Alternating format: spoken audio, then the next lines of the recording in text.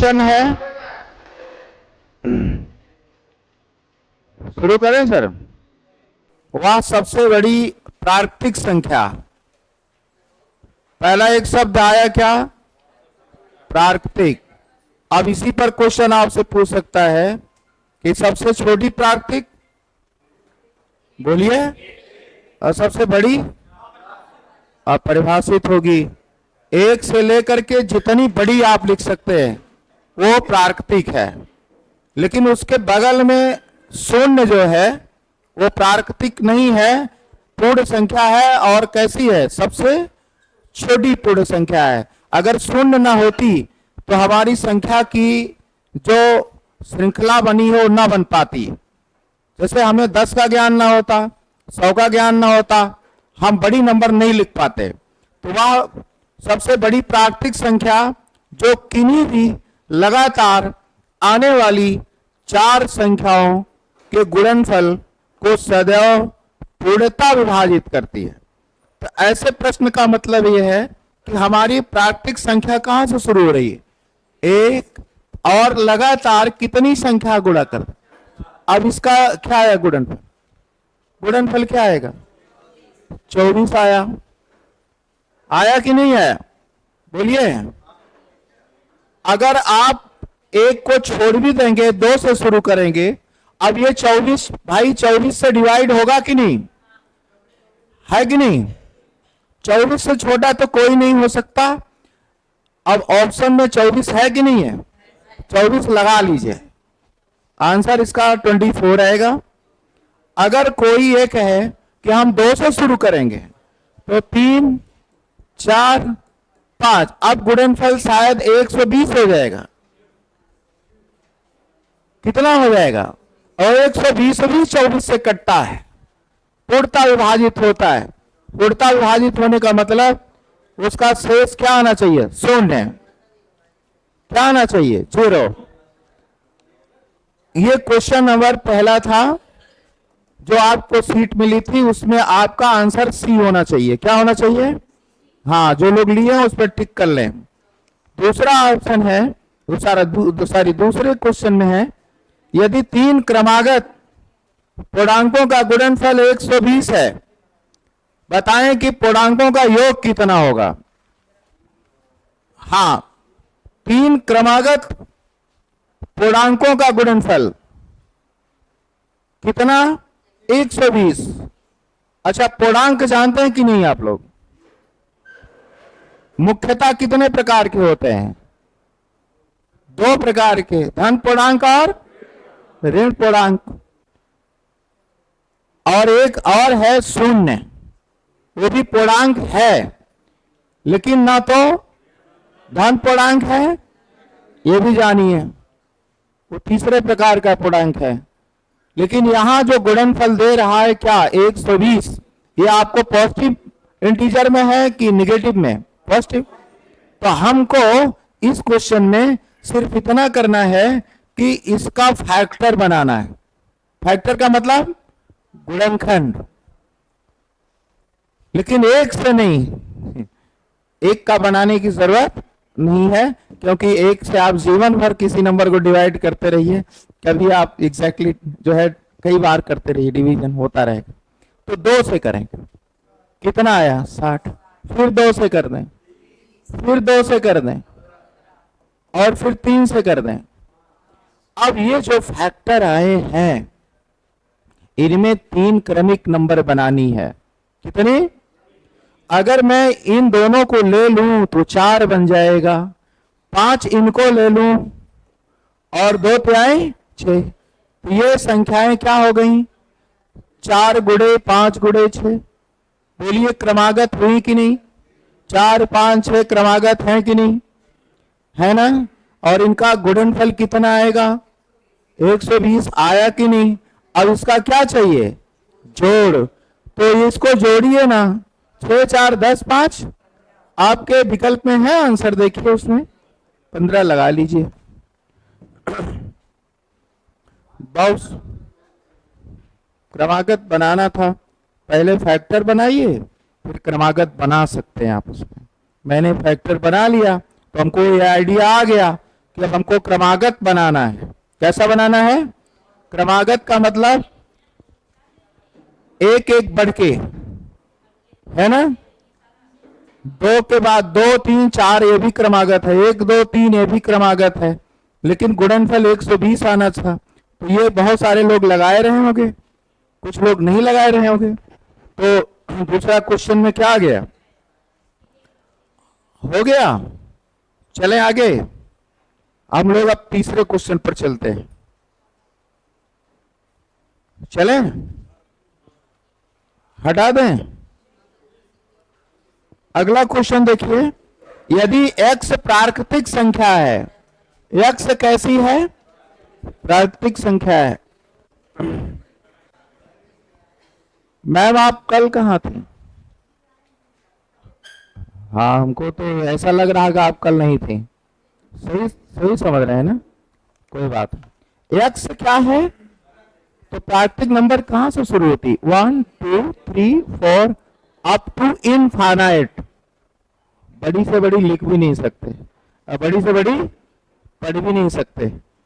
अब कह रहे हैं वो x प्लस 1 x हो, x प्लस 1 हो, x प्लस 2 हो, तो ये क्रमागत हुई कि नहीं? अगर मैं इस तरह से लूं और वो प्राकृतिक है तो हमेशा किससे विभाजित हो सकती है?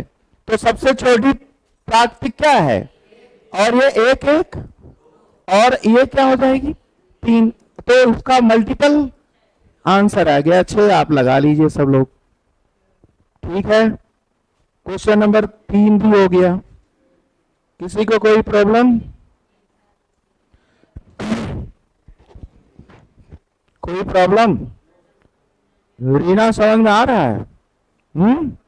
थोड़ा थोड़ा सा आएगा भी, ज्यादा ज्यादा। प्राकृतिक संख्या सब जानते हैं ना? नहीं जानते?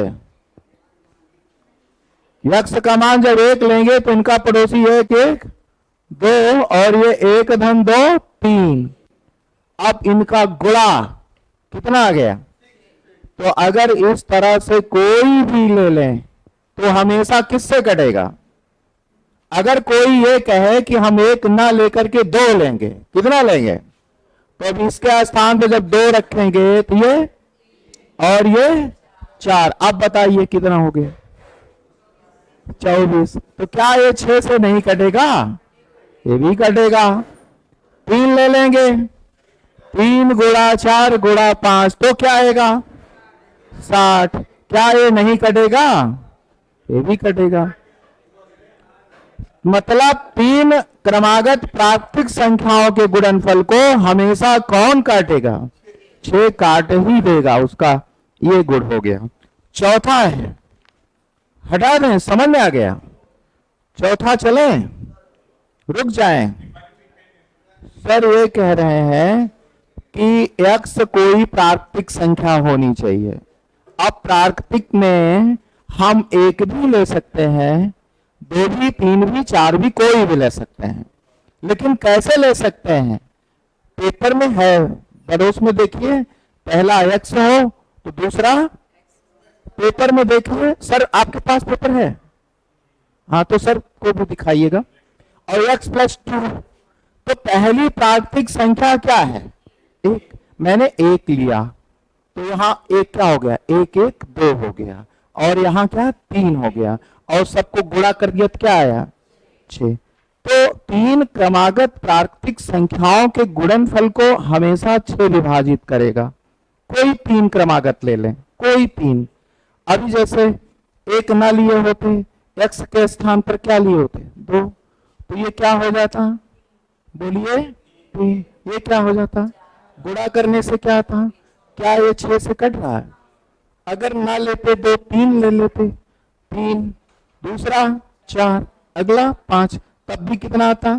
और ये भी कोई भी ले लें, जैसे हम ले लें 8 9 10, तो गुणा करें तो क्या आएगा? 720, और किससे कट जाएगा? 6। तो 3 क्रमागत संख्याएं हमेशा किससे डिवाइड होगी? यही पूछा था। अगला क्वेश्चन 4 है, हटाएं इसको। है? बहुत फास्ट तो नहीं चल रहे हैं, बता दीजिएगा। अब खुद अंग्रेजी बोल रहे हैं, कह रहे हैं नो, हम बोले तो पाप। लिखे आगे, -100 तथा +100 के मध्य कितने पूर्णांक हैं? पूर्णांक जानते हैं सर कि नहीं? आप लोग जब पढ़े थे शुरुआत में, तो मैंने एक नंबर रेखा खींची थी, संख्या रेखा, नंबर लाइन, और इंडो कहां था? कहां था? बीच में शून्य था। ये तो ना पॉजिटिव है ना तो नेगेटिव। आप देखिए, जब आप कोऑर्डिनेट ज्योमेट्री पढ़ते हैं तो वहां भी आप देखते हैं कि जब दो अक्ष काटते हैं, x डैश y, तो यहाँ का कोऑर्डिनेट क्या होता है? 0 0 होता है। तो ये एक प्रकार का कोऑर्डिनेट ही है नंबर लाइन का, है ना? आप चाह रहे हैं कि नहीं इस बात को?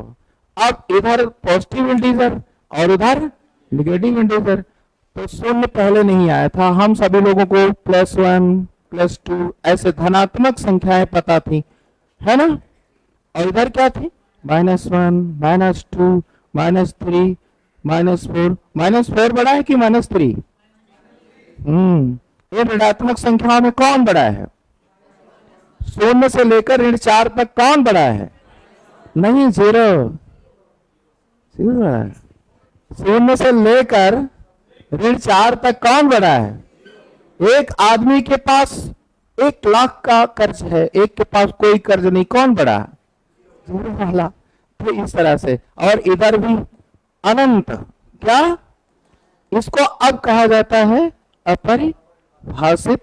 और आंग्ल भाषा में क्या कहा जाता है? हाँ हाँ, क्या? हाँ, इनफाइनाइट नहीं मैम, अनडिफाइंड। हाँ, अपरिभाषित, डिफिनीशन नहीं, इधर भी अपरिभाषित। अपरिभाषित का मतलब जिसको हम नहीं जान सकते उसके बारे में क्या कहें, है ना? तो बड़ी से बड़ी नंबर हमको पता नहीं, वो धन पूर्णांक है कि ऋण पूर्णांक है। इधर तो बता सकते हैं धन पूर्णांक, उधर भी बता सकते ऋण पूर्णांक है, लेकिन ये नहीं बता वो सम है कि विषम है। अब पहली प्राकृतिक संख्या सम थी कि विषम?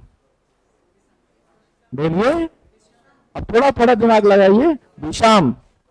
सबसे पहले जो इंसान है उसको किसका 1 का ज्ञान हुआ कि शून्य का?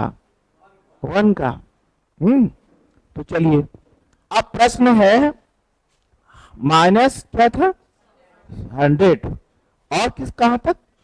+100 के बीच पूर्णांक, है ना? इसके पहले कौन होगा? इसके पहले भैया इतना ही जोड़ना है। शून्य से लेकर यहां तक कितनी संख्याएं होगी? 99। हाँ सॉरी, शून्य के दाएं, और यहां एक शून्य है ही है, इधर भी 99। 99 में पॉजिटिव इंटीजर हो गया, 99 नेगेटिव हो गया, एक तो ना पॉजिटिव ना तो नेगेटिव, तो 99 99 और एक क्या हो जाएगा? 199। कोई है ऑप्शन ऐसा? लगा दीजिए उसको।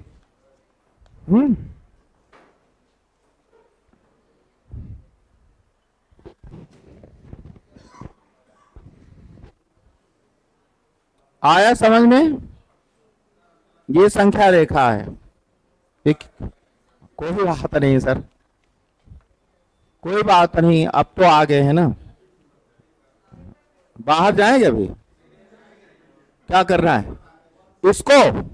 ये देखिए, संख्या रेखा है। संख्या रेखा में 3 प्रकार के पूर्णांक आते हैं। हाँ, जब बढ़िया चीज बताएंगे जरूर ब्रिजेश। तो संख्या रेखा में कितने प्रकार के पूर्णांक? 3। 2 तो मुख्य होते हैं, धन पूर्णांक, इधर क्या धन पूर्णांक, और इधर क्या? हाँ, ऋण पूर्णांक, और एक उदासीन। अरे आप जानते नहीं, कोई बात करिए तो कुछ लोग ऐसे होते हैं वो पॉजिटिव ही आपके साथ रहेंगे, कभी कभी गलत कहेंगे कि हाँ सही है, बबूल में भी आम अच्छा आता है। और कुछ लोग निगेटिव भी होते हैं, कुछ लोग कहते हैं कुछ हो सकता है, नहीं हो सकता। तो ये जो शून्य वाला है ऐसा ही है, ये धन पूर्णांक, ऋण पूर्णांक में से कोई पूर्णांक नहीं है, लेकिन पूर्णांक है, लेकिन पूर्णांक, और ये धन और वो ऋण। प्रश्न था आपका 4 नंबर पर कि -100 और +100 के बीच में, ये नहीं था कि इसको भी लेना है, इसको बीच में। जैसे कोई कहे कि 4 और 10 के बीच में कितनी संख्या पड़ेगी, तो 4 को भी नहीं लेना है सर, अब क्या लेना है, 5, 6, 7, 8, 9, कितनी संख्या, 1, 2, 3, 4, 5। आप समझ में आया? तो ना तो इनको लेना था, ना तो इनको लेना था। धनात्मक तक कहां लेना था, 99, ऋणात्मक तक कहां, लेकिन ऋण 1 से यहां ऋण 99 तक 99 संख्याएं हैं, 99 पूर्णांक हैं, और इधर भी 99 है, और एक स्वयं ये भी पूर्णांक है, शून्य भी पूर्णांक है। क्या है? हाँ, और शून्य भी परिमेय भी है। ये देखिए क्या है, ये क्या है बताया, परिमेय। ये क्या है, परिमेय, लेकिन ये क्या है, अपरिभाषित है। हाँ, क्या है, हाँ, क्योंकि हमारी परिमेय किस में होनी चाहिए, P/Q में, बट Q का मान शून्य, P का मान शून्य संभव है। सारे पूर्णांक परिमेय होते हैं, क्या जान लीजिए, सारे धन पूर्णांक भी, ऋण पूर्णांक भी, ये भी आपके उसमें सीट में दी गई है। तो क्वेश्चन क्लियर हो गया। चले 5 पर, सबसे बड़ी ऋणात्मक संख्या है। प्रश्न सही है कि गलत है? गलत है प्रश्न। रुक जाइए, इस सीट में जो ये छपा है कि सबसे बड़ी ऋण पूर्णांक है, ये इनका सेंटेंस सही नहीं है। इसमें लिखना क्या चाहिए था, वहां शब्द बना लीजिए, निम्नलिखित में से। वहां क्या होना चाहिए था, निम्नलिखित में से कौन सबसे बड़ी, सबसे बड़ी माइनस पूर्णांक, ऋण पूर्णांक। तो क्या क्या ऑप्शन है सर जी, -1, दूसरा -1000, तीसरा -10,000, चौथा -1 लाख। यही ना मैम? ये देखिए, अगर प्रश्न ये रहता सिर्फ सिंपली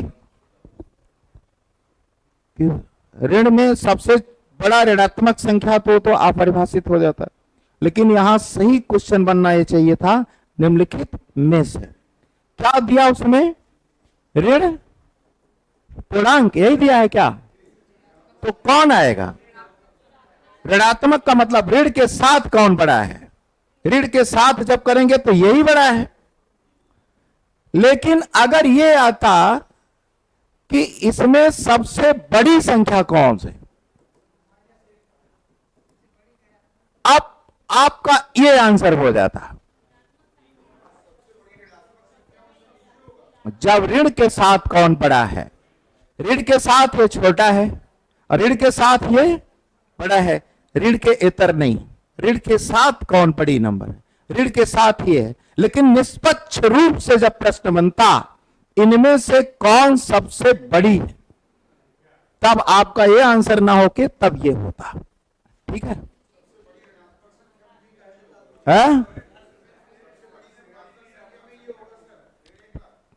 अब देखिए, 2 चीजें हैं, प्रश्न पूछने का तरीका। प्रश्न सुनिए क्या है, सबसे बड़ी ऋणात्मक संख्या। अब इसमें 2 तर्क हैं, जब ऋणात्मक लगा दिए तब ऋण के साथ उसकी वैल्यू देखनी पड़ेगी। अच्छा, अब ये नहीं कहेंगे केवल ऋणात्मक शब्द हटा के कहेंगे तब आपका -1 होगा। दोनों चीज पढ़ने का तरीका समझिए, नहीं तो वहां क्वेश्चन गलत करके आएंगे। जी हाँ, हाँ, यस। पहली तो इनको लिखना ये था निम्नलिखित में से, लेकिन जब कह दिए कि ऋणात्मक संख्या, यही तो दिया है, तो आपको ऋण लगा के तब वैल्यू चेक करनी है। लेकिन अगर कोई नंबर लाइन है उसमें -1 भी है और माइनस ऐसे 10,000 या 1,00,000 है, अब पूछेंगे इसमें कौन बड़ा है, तब आपका ये बड़ा हो जाएगा। ठीक, मतलब ऋण ना लगाया होता, ऋण ना लगाया होता तब तो आपका हो जाता, लेकिन उन्होंने ऋण लगा करके आपको बंदिश कर दिया, बांध दिया। ठीक है, ऋणात्मक तो सारी है ऋणात्मक संख्या के रूप में। ठीक है, पहले तो क्वेश्चन को ही लिखना चाहिए था। हाँ, हाँ, मतलब ये बात नहीं समझ में आ रही है। अगर ये आता, हम जो बता रहे हैं समझिए, अगर आता केवल निम्नलिखित में, आप समझ गए नहीं, ऋण न लगाता, तब आप इन चारों को देखते, तब कौन बड़ा हो जाता? बोलिए, केवल इतना, निम्नलिखित में सबसे बड़ी कौन सी संख्या, तो क्या लगाते? -1 लगाते। अब इन्होंने लिखा दिया, इसमें एक जबरदस्ती शब्द डाल दिया, ऋणात्मक संख्या, ऋण के साथ वैल्यू किसकी ज्यादा है? ये तो ऋण के साथ इसकी वैल्यू ज्यादा होगी। उनके प्रश्न पूछने का तरीका गलत है। यहां क्वेश्चन पूछना यह था कि निम्नलिखित में से कौन संख्या सबसे बड़ी है। ऋण लगाने में तो सबने ऋण लगाया है, यह चीज तो उनको इंडिकेट करने की जरूरत ही नहीं थी। हां,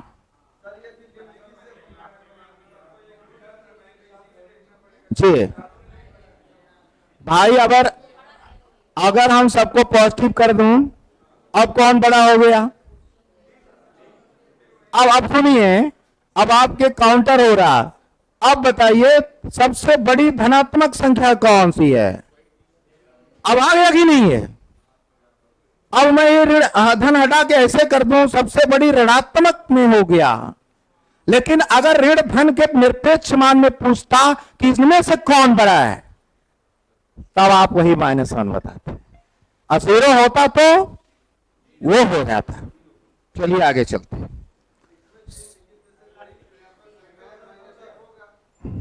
ना, ऋण लगा देगा तब वैल्यू देखनी पड़ेगी। जब केवल संख्या लगा के आएगा तब -1 बताइएगा। अब भी नहीं समझ पाए? बात समझिए, गणित है, थोड़ी सेशंस में उसका पूरा बदल जाता है। मैम समझ रही है बात? आगे चलते हैं हम लोग। अगर इसमें सिर्फ इतना रहता, हाँ, हाँ, वो जो ऋणात्मक लगा के दिए, उसका मतलब ही यहां दूसरा हो गया। और इनको देना तो ये था निम्नलिखित में से सबसे बड़ी कौन है, तो -1 हो जाता। हाँ, और ये क्वेश्चन नंबर 6 जो है गलत है, आंसर नहीं है। ये 17 करोड़ में कितने शून्य, तो है ही नहीं है। उसमें जो सी में गुणा लिख के रखा है, उसमें आप लिख दीजिए सी में 7 zeros। 7 zeros मतलब 7 शून्य होते हैं। इकाई, दहाई, सैकड़ा, हजार, 10,000, लाख, 10 लाख, अब करोड़ की बारी आएगी। 7 1 कितने? 1 2 3 4 5 6 7, ये इसमें 7 राइट। मैम मैं क्लास में हूं, अभी फ्री होके आपका। ठीक, जी मैम क्लास में। ठीक, थैंक यू मैम। चलिए आगे चलते। क्वेश्चन नंबर 7, जो सिग्मा होता है, मैंने बताया था आपको, गणित में सिग्मा का मतलब जोड़, समेशन, जोड़। जैसे अभी मैं आपको रिवाइज करा देता हूं, फार्मूले आप बताएंगे। देखिए कितने लोग बता लेते हैं, कितने लोगों का तैयार है। अगर मैं सिग्मा एन लिखूं तो आप इसके आगे क्या क्या पढ़े बताइए। सिग्मा एन का मतलब natural number, n into n plus 1/2, पढ़े कि नहीं पढ़े है?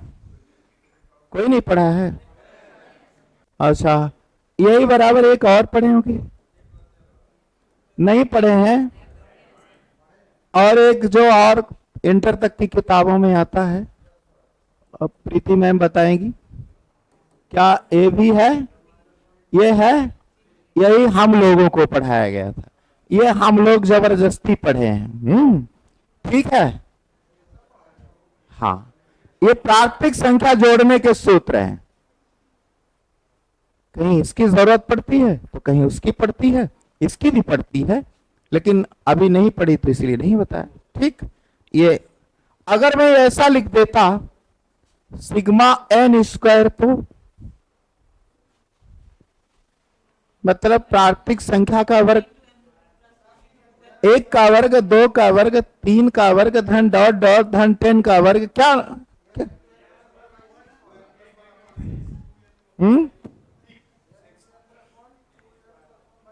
हाँ, एन प्लस 1, 2n+1/6, ये वर्ग श्रृंखला जोड़ने का सूत्र है।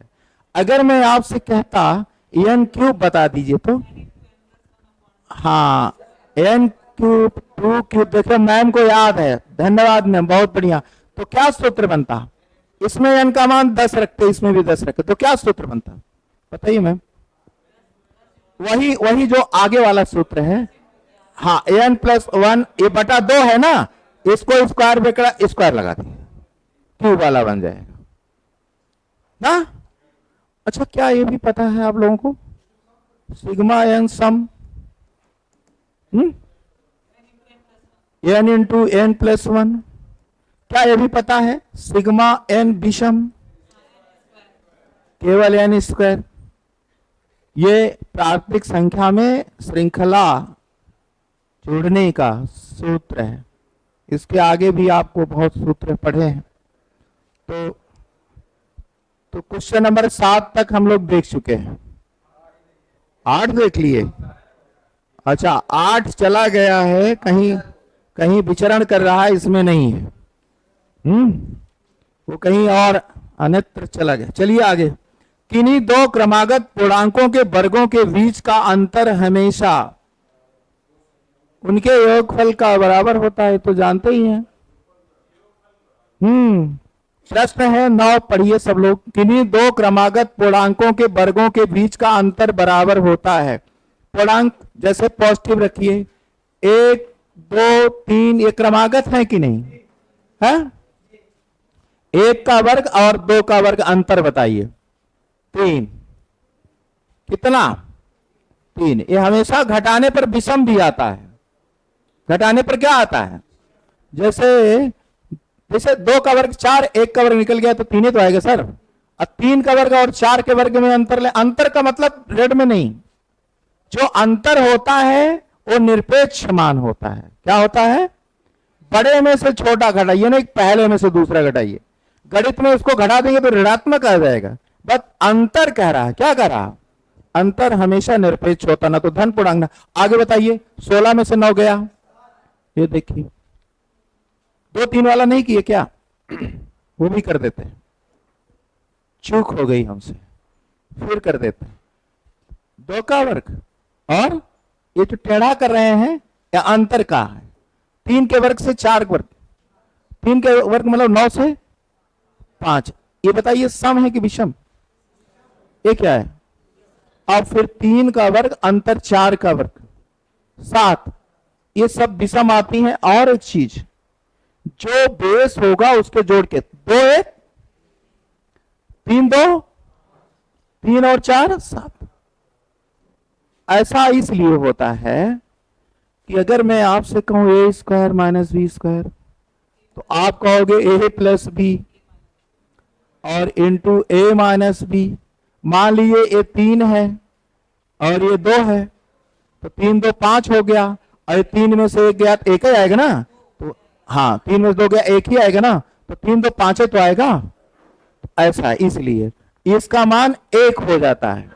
इसका मान जो रहा है उसी में 1 से गुणा कर देते हैं। ए स्क्वायर माइनस बी स्क्वायर बराबर क्या होता है? ए प्लस बी ए माइनस बी। सूत्र याद है कि नहीं है? पंखा का वर्ग माइनस एसी का वर्ग क्या होगा? पंखा धन एसी पहले में, दूसरे में, बस बहुत आराम से पढ़ लीजिए। चलिए ये हो गया। तो इसमें देखिए ऑप्शन दिया है दो संख्याओं के योगफल के बराबर, तो सही कर रहा है। 1 2 3, 3 2 5, 3 और 4, तो जो संख्या लेंगे उनके जोड़ के बराबर होगा। योगफल योगफल और जोड़ एक ही चीज है? तो ऑप्शन नंबर ए लगाइएगा। क्या ये सम संख्या ही है? दूसरा ऑप्शन दिया है सम ना, तो संभव नहीं है। दो संख्याओं के अंतर के नहीं, दोनों संख्याओं के गुणनफल है ये 3, तो 2 1 के 2 ही आ जाएगा ना, तो गलत है। अब हम लोग चलते हैं क्वेश्चन नंबर 10 पर। ये समझ में आ गया कि नहीं? बोलिए। क्रमिक संख्याओं का, अच्छा जो घन आता है ना उसका भी अंतर विषम आता है। जितनी क्रमिक संख्याएं हैं अगर उनका घन करके अंतर करें तो हमेशा विषम आता है, और वर्ग में भी विषम आता है, विषम ही आएगा। कोई भी ले ले, कोई भी नंबर, जैसे हम ले ले 9 और 10, ये घन कर दें, बताइए 9 का 10 का घन क्या होता है? 1000। और 9 का तो घटाइए, यहां 1, अब इकाई पर 1 आया तो जो आएगा नंबर विषम ही आएगा। ऐसा नहीं, कोई भी दो क्रमिक संख्या लेके घन कर देंगे ना तो उसका जो डिफर आएगा वो हमेशा विषम आएगा। ये पूछा जा सकता है। जैसे कहेंगे दो प्राकृतिक संख्या क्रमिक प्राकृतिक संख्या है तो उनके घनों का अंतर हमेशा होगा विषम सम, तो क्या बताएंगे? विषम। अब कभी ये मत बता देना कि नहीं वो अभाज्य होती हैं, आगे चल करके भाज्य हो जाती हैं, आगे चल करके भाज्य हो जाती हैं। नहीं तो 2 3 देख लिया तो हमेशा विषम बताएंगे, उसमें भी वर्ग में भी विषम और घन में भी विषम। दो क्रमिक संख्याओं के घनों का अंतर हमेशा, बोलिए, विषम। और दो क्रमिक संख्याओं जी। अब चले आगे 10 पर। प्रथम विषम संख्या 1 है, तो इसमें कौन सी नई बात, दुनिया जानता है। द्वितीय विषम संख्या 3 है, ये भी दुनिया जानता है। तृतीय विषम संख्या 5 है। आखिर ये कहना क्या चाहते हैं? आप तो जान ही रहे हैं पहली विषम क्या होती है, दूसरी, तीसरी। अगर इस प्रकार हम बढ़ते जाएं तो 200वीं विषम संख्या क्या होगी? 300 कैसे आया? हाँ, अपने आप आगे बताइए। हाँ जी, हाँ हाँ,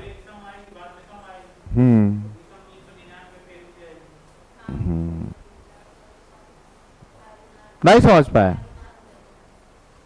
अभी कह रहे हैं, कहां तक कह रहे हैं? 200वीं विषम संख्या क्या आएगी? अच्छा बताइए, बहुत सीधी बात है। अगर आपसे कोई कहे 5वीं विषम संख्या क्या होगी, बताइए ना। 9। क्यों 9? 10 वाला क्यों नहीं, तो सम है।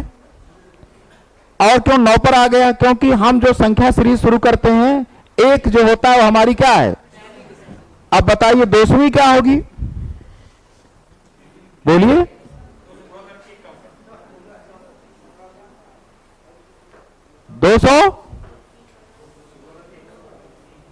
2 से गुणा करके 1 कम कर देंगे, किस में? तो 399। तो 200 दूना कितना हो जाएगा? उसमें 1 कम कर दीजिए। 5 दूना क्या? 1 कम किया 9। 200 बतानी, 200 दूना 1 कम कर दीजिए। अगर आपसे मैं पूछूं कि 1000वीं, तो क्या आंसर बताएंगे? हाँ?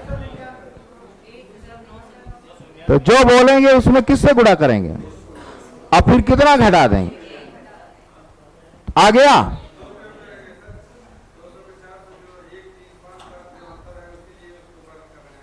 अच्छा, पहली 1 है, 1 में 2 से गुणा करिए, 1 घटा दीजिए, कितना है? दूसरी क्या है? बोलिए सब लोग। तो 2 दूना 1 घटा दीजिए। बात अब समझ में आ रही है? कोई कहे कि 7वीं विषम संख्या क्या होगी, तो 7 दूनी 14 में से 1, ठीक? समझ में आया?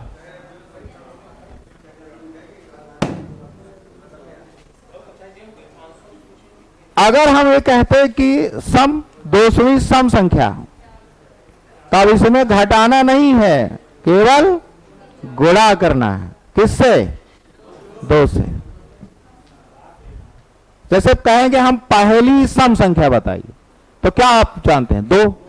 तो पहली का मतलब 1 दूना, दूसरी सम 4 होता है, तो 2 बोलेंगे, दूसरी 2 दूना। तो सम में दुगुना तो करेंगे लेकिन घटाएंगे नहीं। अब दोनों जान गए? नहीं, पूछ ही ले सम आपसे कि 15वीं सम संख्या क्या है? बोलिए। अब 15वीं विषम, अब कंफर्म। तो आप लोग लगा लीजिए। क्या लगाए होंगे सब लोग? 399 सबके समझ में आ गया? 2 क्रमागत विषम पूर्णांकों के वर्गों का अंतर किससे विभाज्य होगा? देखिए सब लोग बड़ी तेजी से बता दिए ना, आप लगाए हैं इसको। ये क्वेश्चन नंबर 11 सब लोग लगाए हैं। तो सुनिए, 2 क्रमागत विषम पूर्णांक 1 3 3 5 ना, 5 7 ऐसे तो होगा। इनके वर्गों का अंतर पूछा है। 3 का वर्ग और 1 का, तो घटा दें तो 9 में से 1 क्या आएगा? 8। यही 8 आएगा। अब यहां देखिए, 5 का वर्ग 3 का, 25 में से 9 घटाइए, 25 में से 9 घटेगा तो 16। तो भैया ये 8 से कटा, ये भी 8 से कटा। तो 2 क्रमिक विषम संख्या को वर्ग करके घटाने पर हमेशा किससे? 8 से। किससे? 8 वालों को। निम्न में से कौन सी एक विषम भाज्य है? 15। 15 जो है, 15 दिया है, 17 दिया है, 12 दिया है, 13 दिया है। तो पहली बात तो 17 और 13 ये सब क्या है? अभाज्य है। और इनका क्या नाम है? रूढ़ि। और अविभाज्य और प्राथमिक। भूल गए क्या? प्राथमिक। तो हम लोग भी क्या हैं? अभाज्य हैं। प्राथमिक वाले सब, उच्च प्राथमिक वालों की छूट है। मौलिक, हाँ मौलिक, इसका नाम मौलिक भी दे दिए हैं। लेकिन 15 क्या है? भाज्य है। और 12 भी। अभाज्य कौन होता है? जिसको, नहीं ऐसे मत बताइए, केवल 2 गुणनखंड, मतलब 2 सपोर्टर जिसके हों। कितने? हाँ, 1 और स्वयं, बस। होते हैं कुछ लोग ऐसे, उनके 2 ही सपोर्टर रहते हैं, अपना और एक आध और। लेकिन 12 के तो कई हैं। 1 का भी मानेगा, 2 का, 3 की भी बात मानेगा, 4 का, 6 का, 12 स्वयं का। तो इतने लोगों को फॉलो कर रहा है कौन? मतलब 12 इतने लोगों से विभाजित होगा लेकिन ये केवल 2 से, ये अभाज्य है, ये भी अभाज्य है। प्रश्न क्या था? विषम भी हो और भाज्य भी हो। तो ये हमारी विषम है, ये हमारी भाज्य तो है लेकिन कैसी है? सम। ये भाज्य के साथ क्या है बताइए? ठीक, आगे चलते हैं हम लोग। यदि x एक सम संख्या है तो अगली विषम क्या होगी? लो, x क्या है? सम है। और सम कहां से? 2, 4, 6, 8 8 होते हैं। तो अगली क्या पूछा है? हाथ 2 जुड़ के आता है ना। अगली क्या पूछा? यदि एक सम संख्या है तो अगली विषम संख्या क्या होगी? भैया एक ही तो ज्यादा होती है। सम से विषम अगली अगर जाएंगे तो एक ज्यादा। सम और सम में 2 का अंतर होता है। अब विषम और विषम में अंतर 2 को होता है, लेकिन दिया है सम। अब पूछ रहा है क्या? तो एक ही तो जोड़ना होगा। तो x + 1 लगाइएगा, x + 2 मत लगाइएगा। देखिए कोई लगा दिए हैं इसमें, ऐसे ऐसे अंतरराष्ट्रीय लोग हैं। x और y 2 सम संख्याएं हैं, तो उनके विकल्पों में कौन विषम होगा? उसमें x + 1 हुआ भैया सरकार, x + 1 लिखा हो ना, हो गया ये। आगे क्वेश्चन नंबर कौन सा? चलिए अब 14 में, अब नामधारी क्वेश्चन 14 में x और y क्या है? x और y सम है, तो 2, 4, 6, 8 ना, 10, 12 ये सब तो कैसी हैं? समी है। कह रहे हैं कि निम्नलिखित विकल्पों में से विषम ज्ञात करना है। कह रहे हैं कि अगर x + y करें तो विषम आएगा? भैया 2 और 4 6 आ जाएगा, तो ये नहीं हुआ। तो दूसरा है x - y, तो घटा देंगे तो भी आएगा? नहीं आएगा। अगला है इनको जोड़िए फिर एक और जोड़िए, तो ये कौन सा ऑप्शन है? सी वाले पे लगाइए। यदि a और b विषम संख्याएं हैं, क्वेश्चन नंबर 15, a और b कैसी हैं? तो विषम में 1, 3, 5, 7 ऐसे लेंगे ना सर, यही तो है विषम। तो कौन सा विषम होगा? यही तो पूछा है कि क्या पूछा है? अब की बार सम पूछा है, तो पहला दिया a + b + 1 ऐसा आएगा। 3, 1, 4, 1, 5 हो जाएगा। अब विषम हो जाएगा। अब विषम दे के क्या मांग रहे हैं? सम। दूसरा ऑप्शन है a + b, तो 3, 1, 4 ये आपका आंसर हो जाएगा। ठीक। 16 में n सम हो, अच्छा क्वेश्चन है। n अगर सम है, क्या है? तो 6n - 1 किससे डिवाइड होगी? यही ना। तो 6 का वर्ग, देखिए सम 2 ही ले सकते हैं, एक घटा दीजिए 35 है ऑप्शन में। और करना होगा तो आप जैसे 6 की घात 4 - 1 करेंगे तो ये लंबा आएगा, लेकिन 35 से ही कटेगा, 35 से जरूर कटेगा। 6 की घात 4 बना, यानी एक सम तो हो गया ना। क्वेश्चन नंबर 17 पर धनात्मक विषम पूर्णांक x और y के लिए, धनात्मक विषम पूर्णांक 1, 3, यही ना सर जी, 3, 5 लिख लिया मैंने। अब कह रहे हैं कि x² + y², x² + y² ये सम पूर्णांक है। बोलिए, 1 का वर्ग 1, 3 का वर्ग 4, तो 4 1 तो 5 हो गया। कहां है?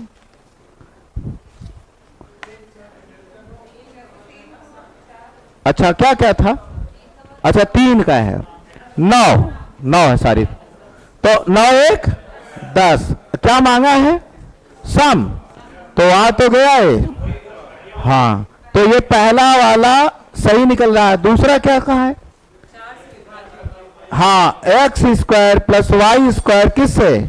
4 से विभाजित हो। तो भैया, तो आप देखिए, ये अगर यही ले लेते हैं तो कितना आ जाएगा? 10। तो 10 4 से कटेगा नहीं, तो दूसरा वाला गलत है। तो केवल एक सही है।